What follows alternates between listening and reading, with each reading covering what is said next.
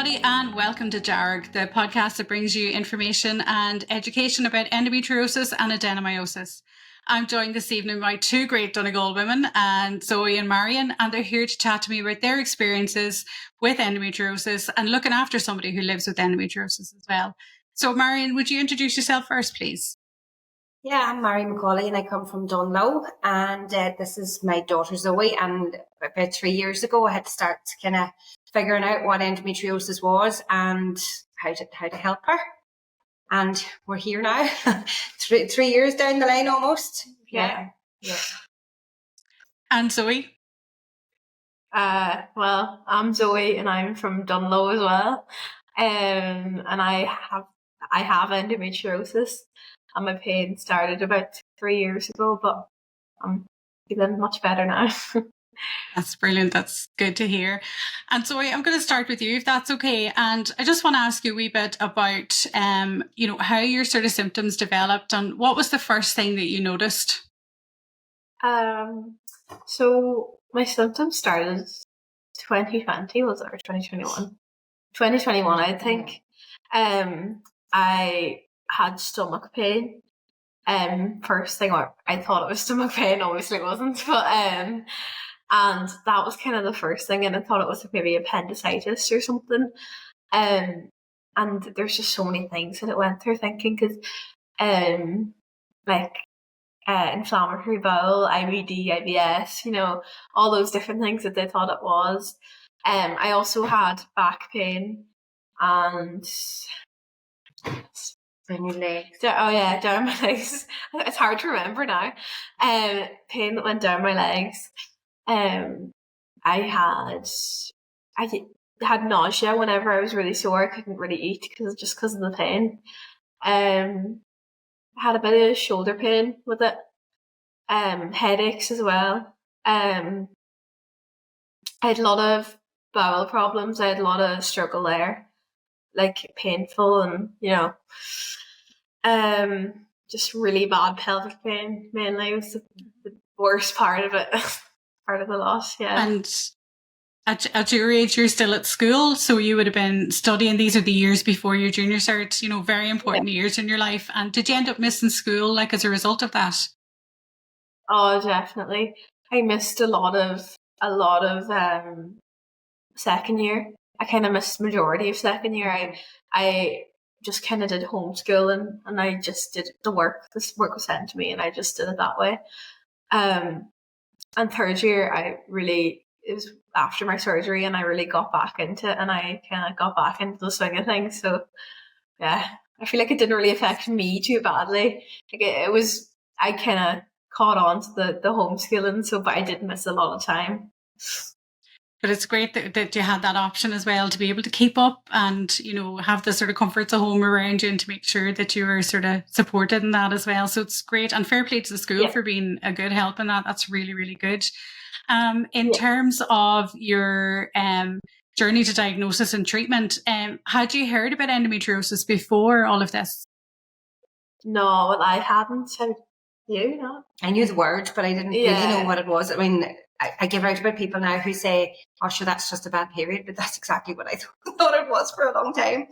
Until this. No, I didn't know what it was, and I didn't know until my doctor told me what it was. We never even thought about it, never even kind of put two and two together with the heavy periods, because I didn't know what a heavy period was, because no one had ever told me, do you know what I mean? I didn't know that it wasn't normal to have clots and, so I just thought that's the way it was for everyone. But whenever the doctors asked me, I was like, oh yeah, I do, because I just didn't know. I only kind of learned that was a thing once. It is very hard to know, isn't it? Because, it's not something that we openly talk about, or even if we do, if everybody in your family has had that similar experience, you don't know that it's abnormal.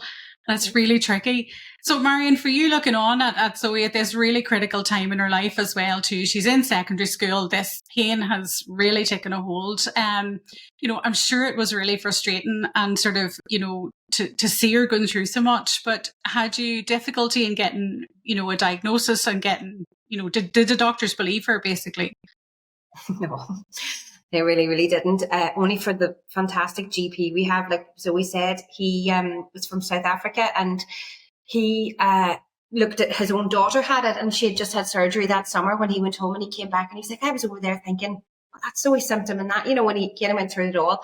And so then he started pushing to get, they were trying to still rule out IBD at that stage. So we had to, fight to get a colonoscopy and an endoscopy just to rule that out. You'd think now we were asking them for liposuction or something. They did not want to give it to us. And we had to go privately to get that done.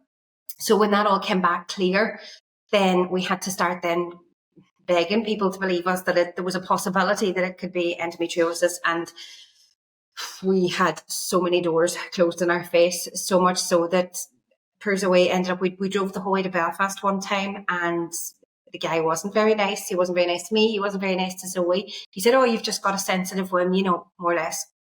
Cop on or whatever. He did say, well, I'll do this laparoscopy for you if you want, but there's a fair chance now that I could do damage. And so I'm like, no thanks, maybe not. But she cried the whole way home that day. She's like, Mum, why does nobody believe me? And sure, they started then saying to her, do you think is it anxiety and you get bullied at school and all those usual things? And she got very frustrated with that. And we had to fight and fight and fight. And that was, we joined the Nancy Nook Facebook page. For anybody out there that thinks they might have endometriosis, it was a lifesaver for us. And because it was all very sort of based in the US, a lot of the stuff I was reading, I just reached out and said, is there any Irish girls on here that maybe could give me a wee hand and tell me where to go from here? And that was when we met Orla. We call her our angel, our archangel Orla. And she put us in the direction of Romania. And I remember the day I got off the phone to her, me thinking, that one's off her head. Like, Romania, why would we be doing that? But I'll tell you one thing, it was the best thing we ever done. I was really nervous whenever we were mentioned. But literally the second she sent the message, you just responded and sent an email to Dr. Mincher when he was back. And it was so fast. It was really scary because in 2 seconds he responded, and we had a date for an MRI, and it was crazy, but it was great. It was the best thing we ever did. It was, but we had so many people question us about it and saying, oh my God, why are you doing that? Why do you think so we're closer at home, and what if something goes wrong, and oh my God, so far away. And they were nearly talking you out of it. And as a parent, it was really hard to make the decision in the first place. And then when you had people second guessing you all the time, I was like, oh, I'm doing the right thing. And what if I go over here and something happens there? And even some of the doctors that I'd spoke to that were on our side was kind of a wee bit, I don't know enough about this and whatever. But it got to the stage where Zoe was lying in the fetal position on the bed with hot water bottles, which ended up marking her tummy and burning her belly and all that usual stuff you hear. She was taking Ponson, diaphene, paracetamol, Nurofen, and at that it wasn't even hardly touching the pain. Yeah. And the day that she turned around and said, I can't sit at the table to have my meals anymore, and she was trying to eat in the fetal position, and I was like, right, that's it, we're doing this, we're going to Romania. Whatever the outcome would be, I would have cut her 2 legs off if I thought that was going to take her pain away at that stage. I would have.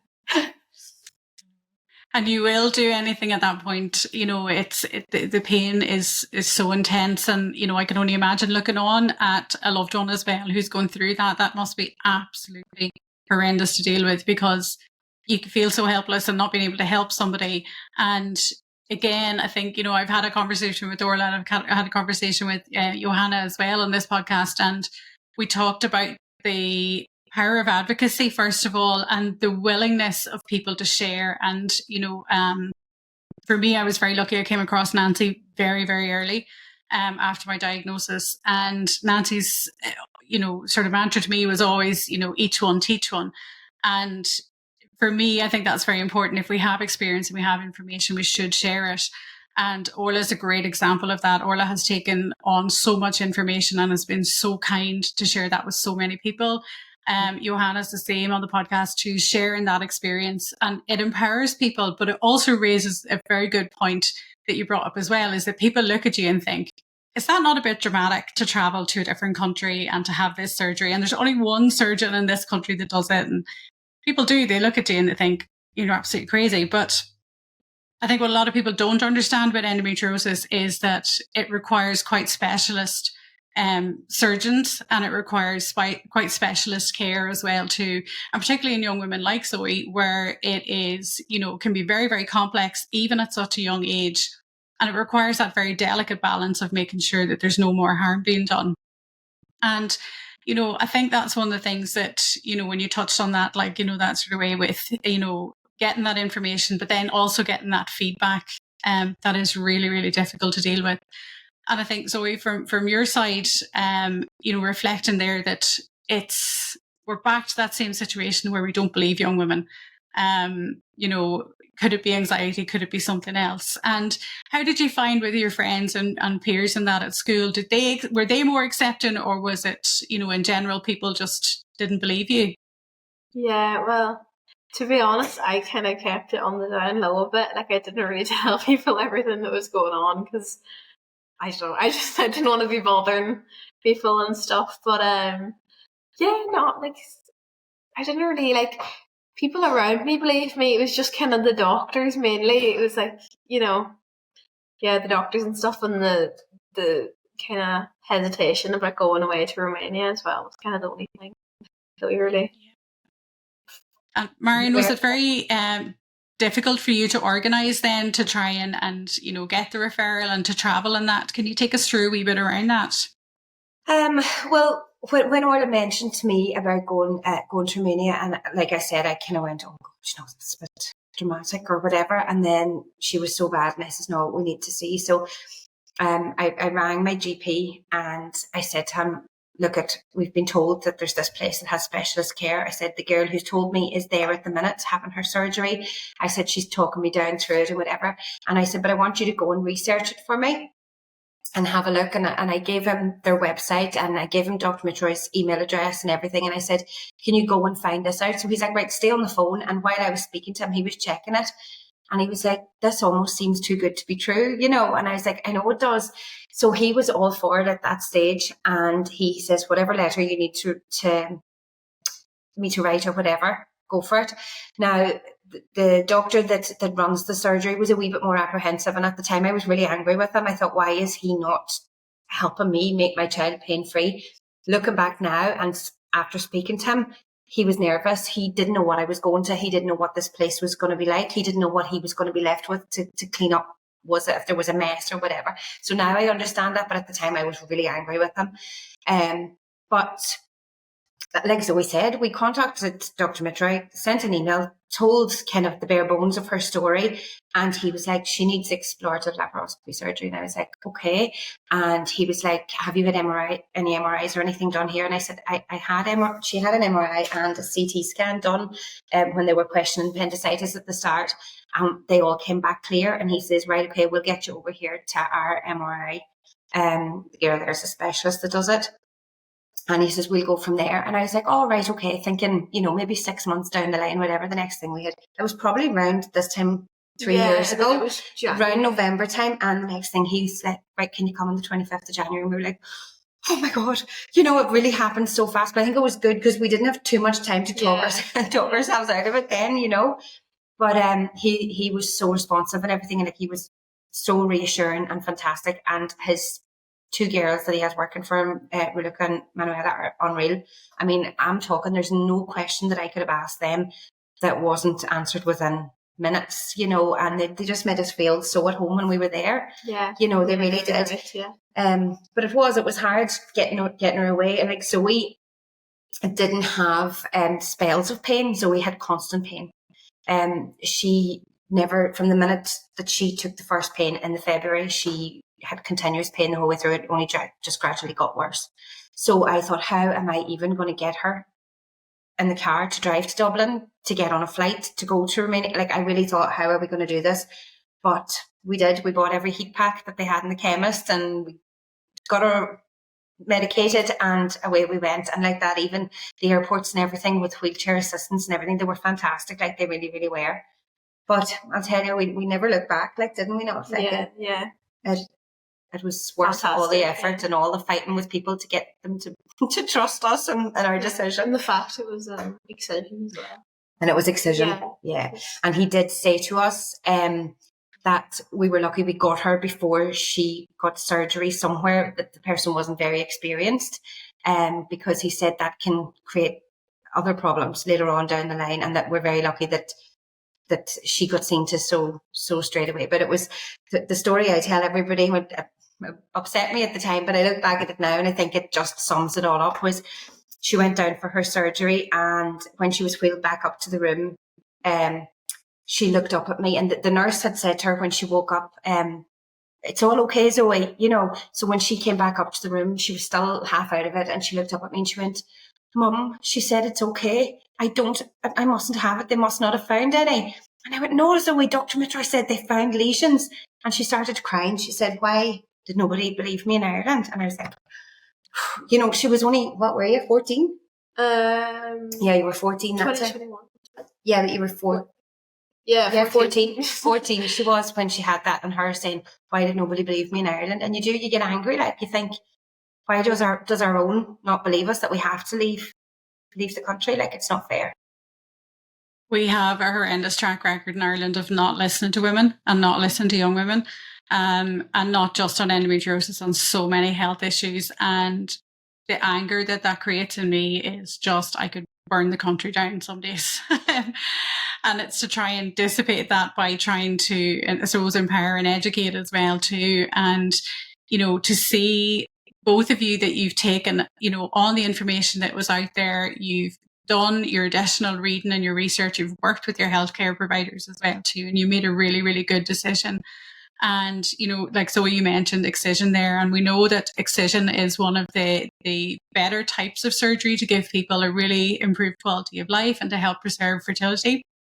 And we often see women, certainly, you know, when they're coming closer to my age than your age, where they've had multiple surgeries, and they're usually multiple ablation surgeries, and a lot of damage can be done to their ovaries, and a lot of damage can be done to the structures around that, so it can create chronic pain and nerve damage as well. So to have that, you know, as Dr. Mitra said, like that one surgery done right and done early has given you a really huge advantage and has really helped. And I'm delighted to hear that you've had such an improvement in your pain as well too. Did you use any tools after your surgery to help you recover? Like, was there anything in particular that you found had helped? I did physio for a bit, pelvic physio. That was a life changer. Like that was because a lot of my muscles were kind of like just tensed up, and everything was just because I've just stood in the fetal position for so long. That helped a lot. Like, I was expecting this miracle. I was expecting her to come out of this surgery and be like, oh my God, I'm pain free, because I had heard so many other people that actually did, you know, bar having maybe where the incisions were or whatever. So like that, I came home and I was going, oh my God, what have I done? What have I done? I've put her through this, and I've taken her all the way over there, and she still has pain. I even reached out to you and I was like, oh, what am I going to do? What have I done wrong? And then, how did we even hear? Well, it was probably Orla as well, wasn't it? That said, what about physio? It was Kathy. Kathy. Yeah. And so we found a fantastic girl that I had dealt with before in Letterkenny, and she just made so much sense that, you know, she said these muscles have trained themselves to be in this position for so long. You need to release them. And I thought that makes so much sense. And she also told her about her bowel problems and stuff like that, about how everything around it's so tight. And I thought everything she said, it was like a light bulb moment. And that was it. Like, she went months and months after that with not even a paracetamol, like no pain whatsoever. I'd say probably diet helped a bit too. Yeah.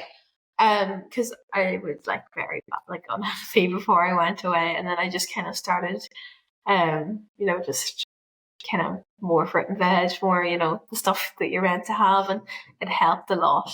Yeah, it helped a lot, definitely. I find whenever I eat something more bad, I do get more pain. Yeah. So I do find that helps a lot as well.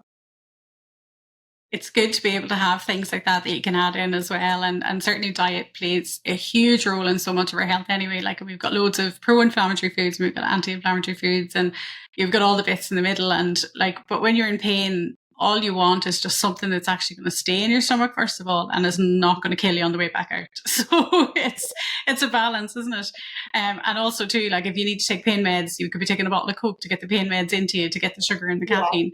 But when you've had your surgery, it's a good time to start that recovery, but you can still have the treats. But pelvic physio is one of those things that we've bypassed it here in Ireland for some reason, like as a real, really, really good tool. Certainly we see it in women post-delivery. They're offered some pelvic physio, but not a huge amount. And what we would think is, like, if Zoe broke her arm in the morning, she would be offered physio after she had her cast taken off. There wouldn't be a question about it.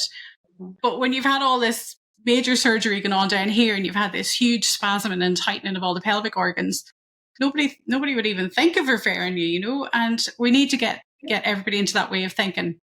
These are all muscles, these are all organs, these are all structures that tense up and, can relax the same way as any other muscle. So it's fantastic that you've done that. And, you've seen benefit as well too. And, I'm sure if you're anything like me, like, that sort of way, you can do the pelvic physio exercise for a wee while and then you forget about them. And then you're like, I really should do those again. Yeah.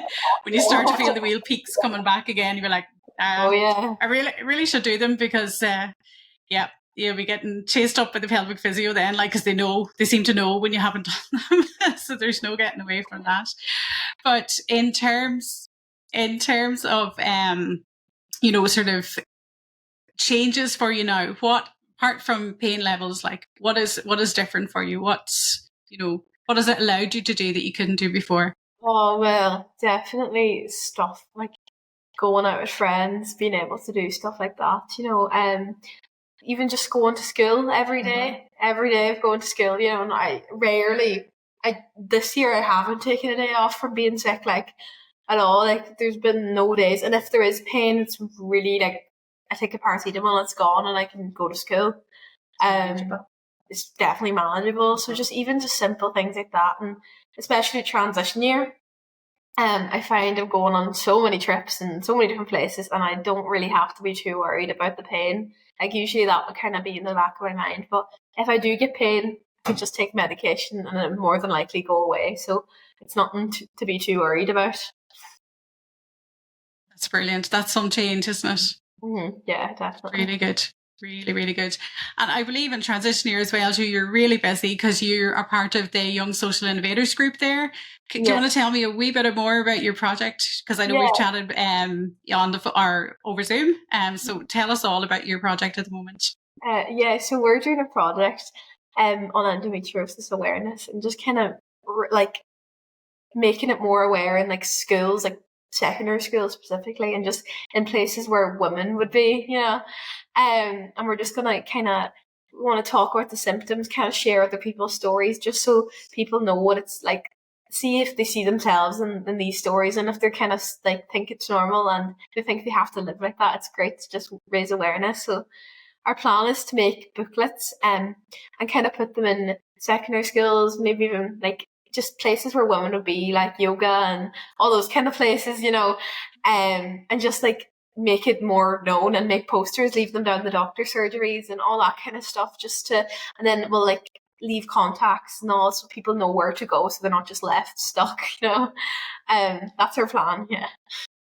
Brilliant. That is really, really good, because in Ireland we have an average age diagnosis of 9 years, and a lot of that is down to the fact that we don't recognize the symptoms in ourselves. We don't know that this is abnormal, we may not know that our periods are completely off the wall. And then the other side of that then is the medical education and the public education. And they don't necessarily know that endometriosis is as bad as what it is.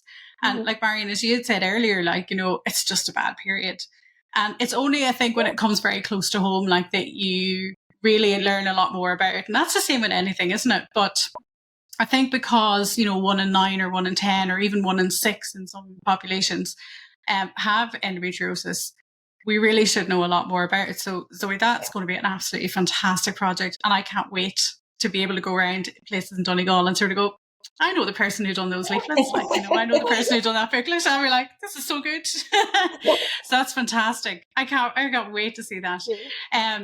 Like for me, as you know, schools education is a huge thing for me, and like educating people is just, it's the only way we're going to change this. It's the only way that, the next generation of women coming behind us are going to get, diagnosed and treated quicker. And, like Marion, I'm so proud of you for, you like watching, the Zoe's sort of condition, reacting to it, and, being able to get the strength to seek treatment, to seek all the information out there, and turn that into, a huge positive for Zoe as well, and helping her getting her life back on track. And, she's defied the trend of the 9 years. She's been, diagnosed and treated in a very short space of time. And, that's absolutely life-changing for her. So well done on that. I think it's brilliant. Thank you. So Marion, would you have any advice for any parents out there or caregivers who are maybe, struggling, that they think, maybe their loved one has symptoms of endometriosis, or they find that they're not being heard and not being believed? Would you have any tips that you would share? The very first tip I would share, and this is for every mother having girls, be they have endometriosis or not, is explain to them what a period should look like. And I know there's a wide variety of that, but in the spectrum somewhere where it should look like, because as Zoe said earlier, I gave her the talk and did whatever and never explained to her what it should look like. And so therefore she was clotting and having to wear multiple pads at the same time. And she didn't know that was wrong because nobody had ever told her that. And I didn't know to tell her that because I didn't know she was having that. So I really do think that when you're sitting down to have the talk with your daughters, that they should explain in a wee bit of detail and say it can vary between this and this, but this is not normal. And there are so many people out there that I chat to now that have like really heavy periods. And I'm going, you could have endometriosis, you don't have to have extreme pain and stuff now. But your mum has it and such and one has it. And I'm like, that's still probably, it's even probably more of a chance that you have it. But that would be my biggest advice. But for anybody whose child, they think they have endometriosis, just don't give up. And people did say to me, oh God, you were so brave and you had such courage and whatever. But I never once looked at it like that. She had a pain and I needed to get rid of it. And as I said earlier, I would have went to the ends of the earth to do that, because she just, not only was she in a bad way, but our whole house was. The whole family suffers when this goes on. The other kids are doing Zoe's chores and it's falling on them, and then they're resentful, and myself and my husband were bickering and fighting because I've been listening to her crying all day. And, it affects everybody. It really does. So just don't give up, and hopefully that they'll be able to find somebody that will listen to them. It only takes one person. We just had our GP, and if it wasn't for him fighting our corner, I don't know, because, you have great advocates like yourself and Orla and stuff to give you the information. But if you haven't got the backings, then that's going nowhere. But our fellow was great. Yeah, he's fantastic. He was really, really good now. And he fought for us and done and helped her out whenever she came back and did her checks and stuff like that there for her. And the surgery is fantastic down there, even still at following up and stuff. Because when we came back, by the time we came back from Romania, we got a letter in the post to see our local gynae clinic. So we had been to Romania, had the surgery, and she had her 6 weeks recovery done before we even got seen in Ireland, where somebody took us on. And we went to the clinic, and I had my folder with me with my full report in it from all Zoe's lab results. CD with the camera, the video footage of her surgery. And he was a really nice guy, in fairness, and he said to us, start at the beginning and tell us, from the start. So he was really intrigued and really sitting back and listening to me until I got to the part where the GP questioned whether it could be endometriosis. And he actually pushed his chair back off the thing, folded his hands and roared laughing at me. And he says, oh, for God's sake, no, you couldn't have that. And sure, she's only 14 and you don't have it. And, and I was like, no, actually, I said, here's the folder. And I put it down on his table. I said, that's everything that she had done in Romania. And I said, including a disc of her surgery. I said, if you want to watch that. And he went, oh, right, okay. And he read the report and he looked at me and he actually said, well, if you dig deep enough in every woman, you'll find endometriosis. And I just went, all right, okay. And I just took my folder and I said, good luck. and I will never be back there again. I will fly to Romania with her again if ever the need arises before I will ever go local, because it was a joke. It was a joke. The understanding is very poor, and certainly amongst young women, it's shocking. And the research that I had done, like around the delays in diagnosis in Ireland, if you're under 25 when you presented with symptoms, you had a longer wait to diagnosis than somebody over 25. And if you're over 25, the assumption was that you were going to be trying for children very soon. And this was, you would get your delay or your diagnosis pushed along a bit quicker. But when you're under 25, the dismissal, you're catastrophizing, you're dramatizing it, you're looking to get out of school, you're looking to get out of college, you're looking to get out of homework, you're looking to get out of things, in the household. And it's absolutely ridiculous. When will we ever start to listen to young women and believe them? Like I'm the eldest of 5 sisters, like, there are 6 sisters in my house, actually, 6 of us. And you sort of think, even in our day and age, like, we should have been listened to, like Zoe, I was 14 when I presented to the GP with it, and I wasn't believed. I was, I brought the word endometriosis up and I was sent packing. But that's a long time ago. And you sort of think, maybe 35 years later that things should have changed. And again, you still see that very narrow attitude that young women like that can't have endometriosis, or that you'll find it in everybody if you look hard enough. All things that we know aren't true. And again, it's down to the perseverance of the patient and the perseverance of the caregiver, the parent as well, which is very frustrating, because if you're constantly being told by somebody that, you're wrong, or that's not there, or it's in your head, or whatever it is, it's very, very disheartening. And to go in armed with the evidence then as well that you did is very empowering, and hopefully educating for them as well. They might not dismiss the next patient who comes in just as easy, I hope. Well, I did find that too, different doctors that you went to. And I had so much, it took over my whole life. That's research. So when I would go into doctors and they would say things like that, oh, well, you don't have it, so she can't have it. And I knew that wasn't true. I think, how can I question this person who's got a medical degree? I thought, I know that's not true. And like, oh, you can't get it when you're 14. And I know you can get it before, and it was very hard. And like, it was really, really hard coming out. And you thought, oh my God, and it was disheartening. And then everybody at home was going, oh, now surely if the doctors are saying that's not what it is, then it can't be that. And it was hard. Yeah. It was very hard. Mm-hmm. And you end up gaslighting yourself at some point. Then you start thinking, oh, maybe I'm completely mad and it's completely wrong. And, I can see where they're coming. Like, if you have endometriosis, like there's a high chance that somebody else in your family has it. That's fair enough. But we don't understand the genetic link yet. So we can't at any point say that if your mum doesn't have it, or your aunt doesn't have it, or your sister doesn't have it, well, then you don't have it, because that doesn't really work that way. And certainly we know from all the young women that we've spoken to over the years, plus we know from the scientific literature as well, that endometriosis has been found, in stillborn babies. It has been found in young women who've undergone surgery for lots of other reasons, as well as endometriosis. And the evidence is there if people look for it and understand it strongly enough as well too. And one of the great advocates for that sort of, again, thinking around the development of endometriosis, certainly from, embryo development and pre-birth and pre-puberty, was Dr. David Redwine, who died recently.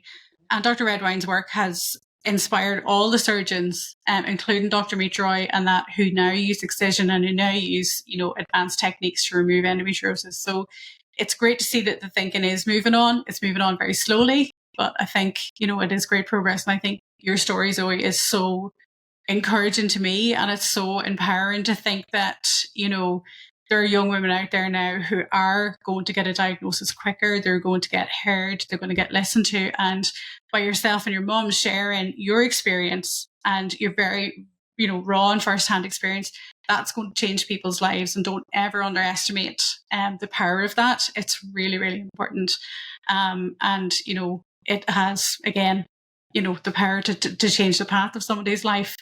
So your junior cert's over, transition year now. And I know you're a fantastic musician, so you have a huge path ahead of you and a great life ahead of you as well too. And, post-surgery, the world is yours.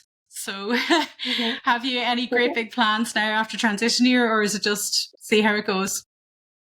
Just see how it goes, I suppose. Just kind of wander along. Marion, is she always this laid back? Yep. She is. Yep. That's good. That's good. That's a good way to be, you know.